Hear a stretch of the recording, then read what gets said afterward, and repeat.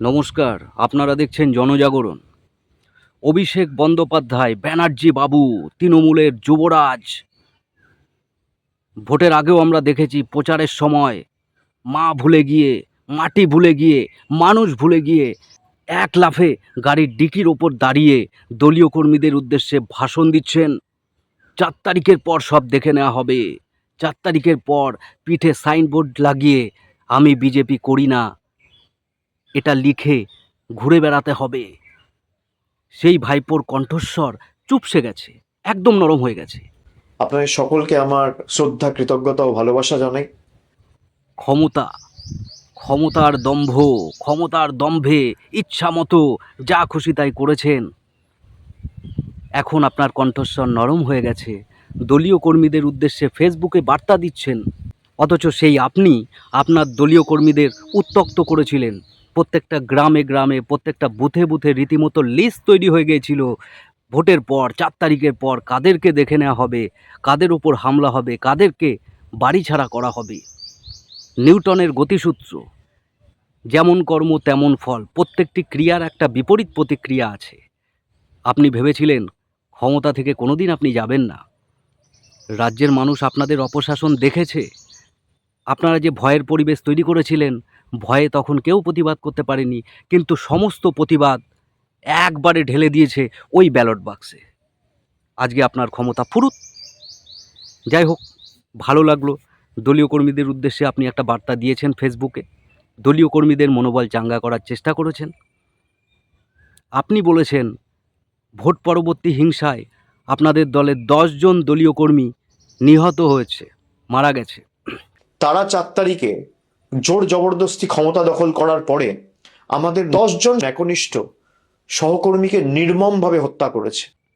আমরা দেখেছি বামফ্রন্ট আমলের শেষের দিকে কিভাবে আপনারা ডেড বডি নিয়ে রাজনীতি করেছেন, রাজপথে ডেড বডি নিয়ে মিছিল করেছেন।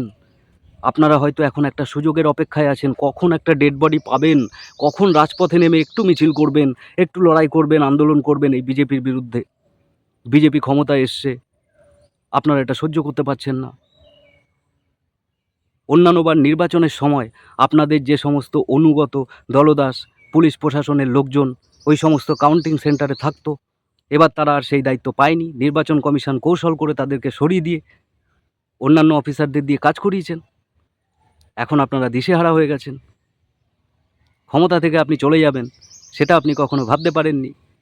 প্রত্যেকটা ক্লাবে, প্রত্যেকটা গ্রামে, প্রত্যেকটা মোড়ে মোড়ে আপনাদের তৃণমূলকে ঢুকিয়ে দিয়েছিলেন। তৃণমূল ছাড়া কিছু থাকবে না। এখন তৃণমূল অস্তিত্বের সাথে লড়াই করছে, এটাই হচ্ছে কর্মফল।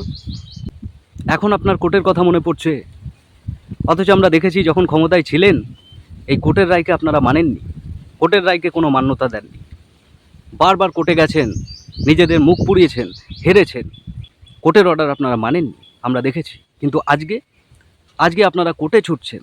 আজকে আপনার পিসি প্রাক্তন মুখ্যমন্ত্রী মমতা ব্যানার্জি ওকালতির পোশাক পরে কোর্টে চলে গেছেন, সেখানে গিয়েও চোর চোর স্লোগান শুনতে হচ্ছে। কর্মফল।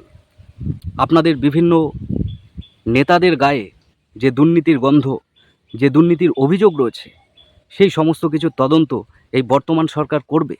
আপনাদেরকে রাস্তা ছেড়ে ওই কোর্টেই পড়ে থাকতে হবে। আপনারা যেভাবে অপশাসন কায়েম করেছিলেন, যেভাবে দুর্নীতি করেছিলেন, সমস্ত কিছুর হিসাব কিন্তু আপনাদেরকে দিতে হবে। সেই গাড়ির ডিকির ওপর থেকে নেমে মাটিতে নেমে এসছেন। মায়ের কথা মনে পড়ছে, মানুষের কথা মনে পড়ছে, এখন অনেক কিছু মনে পড়ছে। এটা একটা ভালো শুভ ইঙ্গিত।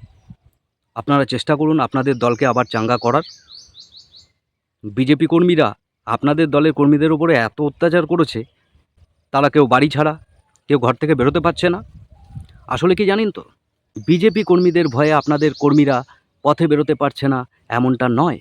বিষয়টা হচ্ছে তারা যে অপকর্ম করে রেখেছে, কাটমানি, সিন্ডিকেট, যাকে তাকে থ্রেট দেয়া, যাকে তাকে মারধর করা, এখন তারা ঘরে বসে বসে অনুতপ্ত, অনুশোচিত, ভাবছে কেন এগুলো করতে গেলাম ক্ষমতার দম্ভে। আজকে কিভাবে পথে বেরোবো, আজকে কিভাবে রাস্তায় বেরিয়ে আমি মানুষকে মুখ দেখাবো, এটাই তারা ভাবছে। তারা বেরোতে সাহস পাচ্ছে না। যাই হোক, আপনাদের জন্য শুভকামনা রইল। আপনারা আপনাদের দলকে চাঙ্গা করুন। বিজেপি সরকারের খারাপ কিছু দেখলে অবশ্যই প্রতিবাদ করুন। আপনাদের জন্য শুভকামনা রইল। নমস্কার।